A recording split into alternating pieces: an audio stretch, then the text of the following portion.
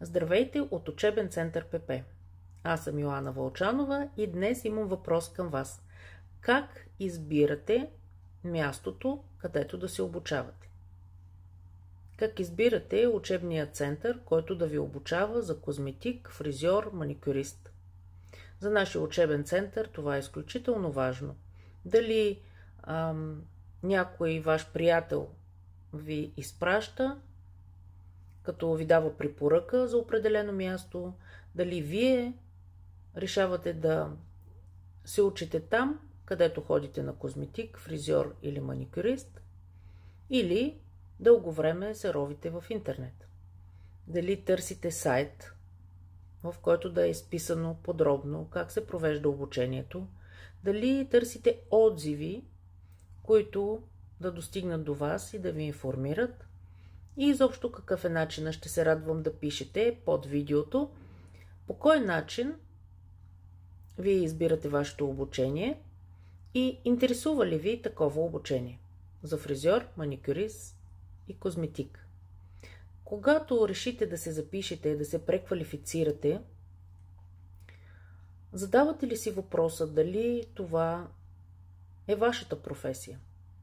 Задавате ли си въпрос дали това не е твърде скъпо? Ще има ли реализация и за колко време вие ще възвърнете изразходените средства? Задавате ли си въпроси дали след като започнете да работите, защото може бързо да си вземете документа за правоспособност, дали след като започнете да работите, има кой да ви подкрепя? Трудно ли е? Ще се справите ли сами? Ще има ли общност, която да ви съдейства да растете бързо, да се изграждате, да съберете свои клиенти и да печелите? Защото каква е целта на вашата преквалификация, на новото, което ще научите?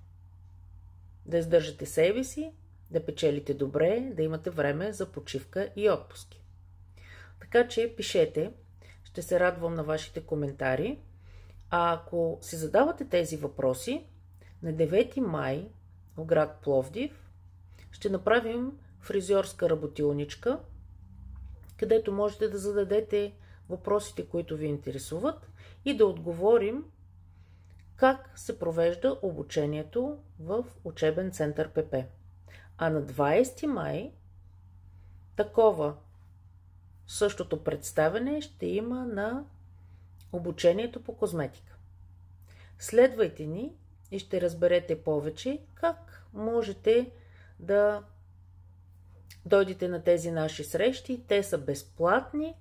Ще се срещнем, ще пробвате, ще видите различни неща и ще зададете всички въпроси, които ви вълнуват, свързани с новата професия и с базовото обучение по фризьорство и козметика. Аз съм Йоана Вълчанова, козметичен експерт. Благодаря ви за вниманието. Бъдете активни и задайте своите въпроси. Чао! До 9 май или пък до 20.